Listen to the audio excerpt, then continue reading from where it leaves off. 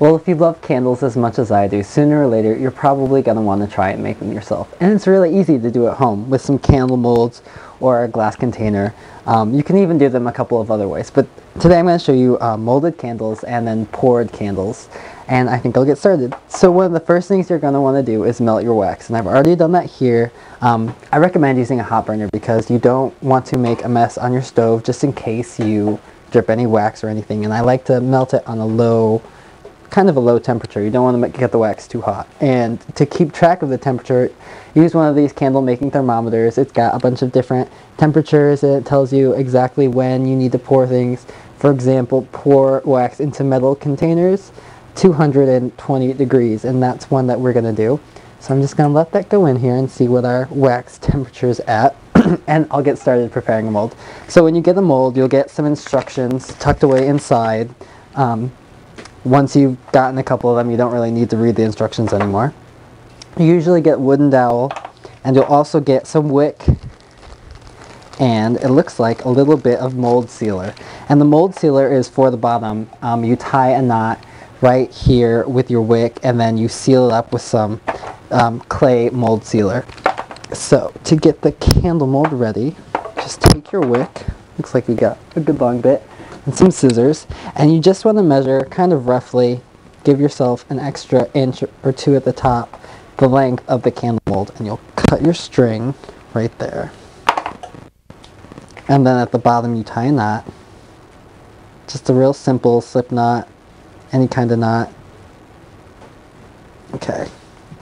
And then you insert this wick right up through the hole in the bottom. So just get it going all the way through. And oh, actually, before I get too far with this, I'm going to put some candle release spray in here. Now, this is an extra thing. You don't really need this, but it helps. And it is an aerosol candle mold release. It's made by Yaley.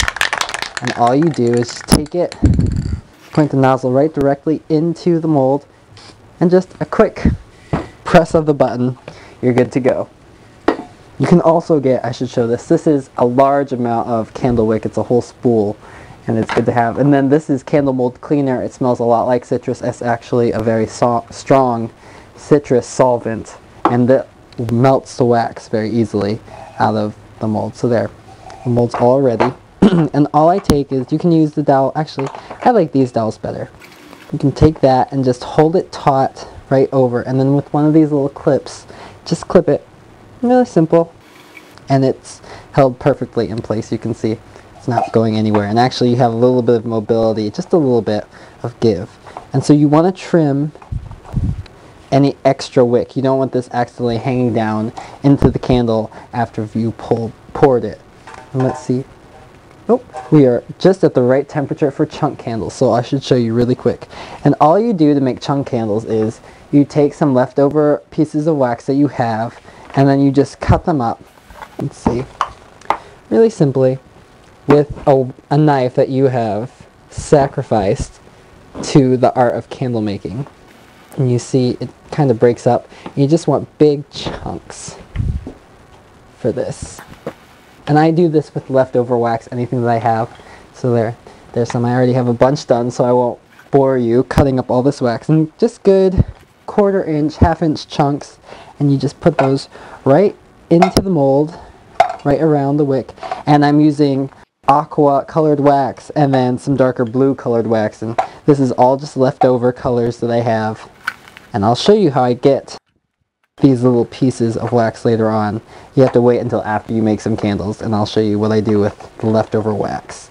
So all you do is just drop these bits of wax right in, and drop them in as tall as you want your candle, and I'm almost at the top here. Oop. But one thing, before you pour your candle, you want to make sure and seal up that bottom with some mold sealer. Sometimes this is easier to do if you don't have your bits of wax in, but all you do is just go into the bottom and press this clay all around that wick. And I'll show you what I mean here. See? That whole coverage with the clay. So no wax is going to drip through that little hole through the wick But just in case, it's really good to work on a tray. I always work on trays. You never want to accidentally have wax spillage. And one time, I remember I didn't put the mold sealer on well enough, and it actually dripped and covered this whole tray with wax. I had to dig it out with a knife. So you want to make sure and really press that sealer right up and cover that hole entirely. So we are at 180 degrees, and that is the perfect temperature to pour wax chunk candles. And all you do is just pour right in. And pour as high as you want your candle. Kind of go slow, you don't want to splatter up onto the mold. Okay, so that one's done. I'm going to raise the temperature just a little bit. And you can see why it's a good idea to work on a hot plate. A little smoke, a little wax spillage. You don't want to get that on the stove. Mom will not be happy. My mom did not like when I made candles very much when I was younger. So anyways, and you see this mold's already done. I had it prepared. I remembered the mold sealer. Don't forget about that. It's really important. And I think I'm just going to spray this with some candle release. Real simple, real fast. Raise it just a little bit more. You don't want to heat the wax too fast.